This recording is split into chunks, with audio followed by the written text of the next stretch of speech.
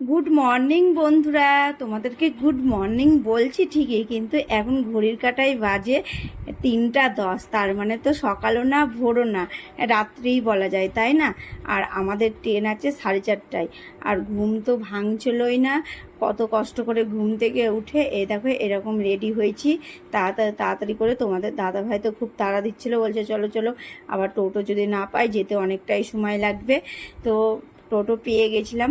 আর রাস্তাটা দেখলে একদম ফাঁকা, পুরোপুরি একদম ফাঁকা। আর এই ভোরবেলাতে আসলে কি এইরকমই রাস্তাটা দেখা যায় না, তো সবসময়তেই তো গ্যাঞ্জাম লেগেই থাকে রাস্তার মধ্যে। আর দেখো আমরা স্টেশনে চলে আসলাম। আমরা আধ ঘন্টা আগেই কিন্তু স্টেশনে এসে পৌঁছে গেছি। আর 4:30টায় আমাদের ট্রেন, আর ট্রেনটা এখান থেকেই ছাড়ে, তাই ট্রেনটা একবারে পুরো ফাঁকা। দেখো চারিদিকে সিট, শুধু যেখানে খুশি বসো। আর আমার তো এই সাইডের সিটগুলো বেশ ভালো লাগে, জানলার কাছে বসে বসে যাব, হাওয়া দিবে, আর ভোরের সূর্য ওঠাটাও দেখতে পাবো, তাই না? আর এখন তো গরমকাল, সূর্য উঠে তাড়াতাড়ি উঠে যায় বলো। আর দেখো অনেকেই কিন্তু ট্রেন ধরার জন্য কালকে রাত্রে থেকেই চলে এসেছে, দিয়ে স্টেশনে ঘুমিয়ে আছে। ওদের ট্রেন কখন আছে জানে না, কিন্তু অনেকেই ঘুমিয়ে আছে। কেমন লাগছে না দেখতে? মানে কি করবে, কিছু করার নেই, যার যেরকম পরিস্থিতি তাকে সেরকম মানিয়ে নিতেই হবে বলো। ওদের অনেকটাই দূরে বাড়ি, তাই জন্যই ওইভাবে শুয়ে আছে, কেননা সারা রাত তো জাগা যায় না। আর আমাদেরই তো এত শরীরটা খারাপ করছে না, কি বলবো, মনে হচ্ছে ট্রেনেই আমিও ঘুমাতে ঘুমাতে এসেছি, জানো এইরকম। ভোরে ওঠা অভ্যাস নেই, আর কালকে রাত্রে ঠিকঠাকভাবে ঘুমও হয়নি। যে কোথাও যাওয়ার কথা শুনলে আমার এইরকমই হয়, মনে হচ্ছে উঠতে পারবো কি উঠতে পারবো না, এই টেনশন নিয়ে ঘুমাচ্ছিলাম। আর ঘুম আসছে, আর দুমদাম করে ঘুমটা ভেঙেও যাচ্ছে। তো যাই হোক, আমরা চলে আসলাম রামপুরহাটে। আর দেখো আমরা সবাই, আমাদের চলে এসেছে টিম, বঞ্জি, তারপরে দিদি, সবাই মিলে এখন এখান থেকে একসঙ্গে ট্রেন ধরে আমরা চলে যাব বোনের বাড়ি। তার আগেই ভাবলাম না, মাথাটা ছাড়ার জন্য একটু চা খাই, দুধ চা। বাড়ি থেকে চা খেয়ে আসা হয়নি, মাথাটা খুব ঝিমঝিম করছিল। চা খাওয়ার পরে অনেকটা এনার্জি পেলাম। আর পুচকিটাকে তো আমি কোলে নিয়েই আছি। পুচকিটাকে কি বলবো, পুতুল হয়ে গেছে, ওকে যেভাবে নিচ্ছি সেইভাবেই থেকে যাচ্ছে, এইরকমটা। আমরা ট্রেনের জন্য অপেক্ষা করছি, ট্রেন আসতে এখনো আধ ঘন্টা দেরি আছে। আর আর এখানে খাওয়া দাওয়া চলছে, লুচি আর তরকারি। লুচি তরকারির সঙ্গে আবার দিয়েছে শশা কুচি, গাজর কুচি। আর দেখেই তো আমার খেতে ইচ্ছা করছে।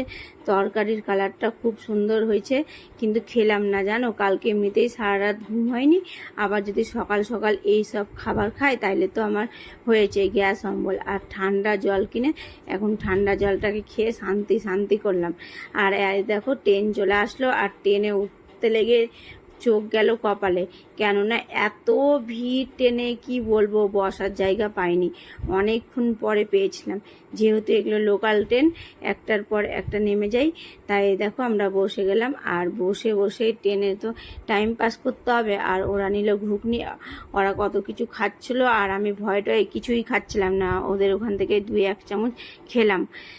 ট্রেনটা যখন থামছে তখন বুঝতে পারছি কতটা গরম, আর ট্রেনটা যখন চলছে তখন খুব ভালো লাগছে, হাওয়া আসছে বাইরে থেকে।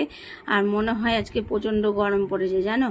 আর এই দেখো আবার খাবার নিয়ে নিলাম, আমি নিলাম মশলা মুড়ি।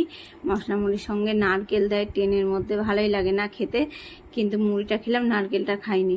আর এই দেখো ফাইনালি আমরা চলে আসলাম সিউড়িতে। আর এখানকার স্টেশনটা কিন্তু দারুণ গুছানো, কেননা চারিদিকে গাছ আছে, আর গাছে ফুল ফুটেও আছে।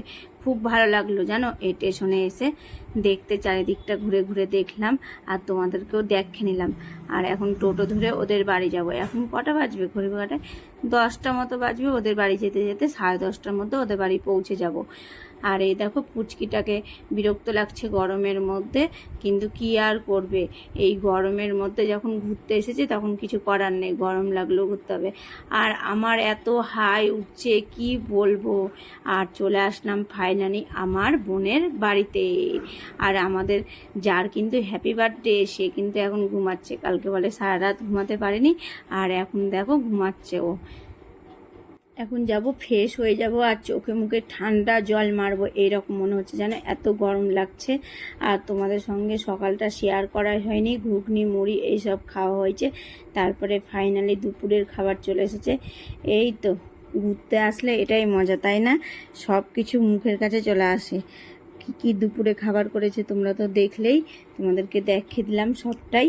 আর চলো, ওরা খাওয়া হবে, তারপরে আমরাও খেয়ে নেবো। দিদি আর আমি বসলাম পরে, আর তোমাদের দাদা ভাই, তারপরে সবাই খাওয়া হয়ে গেল, আর বোনরা আরও পরে খাবে, আগে আমরা খেয়ে নিলাম।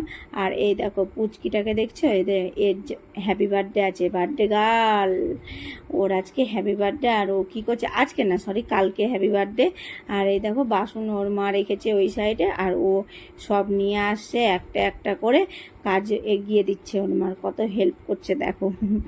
তো যাই হোক, বিকালে একটু টানা ঘুম দিয়েছিলাম, ঘুম না দিলেই না, তাও কিন্তু ঘুম থেকে ওঠার পরে রেডি হলাম, আর সেরকম ভালো করে সাজতেই পারলাম না, এত গরম লাগছে।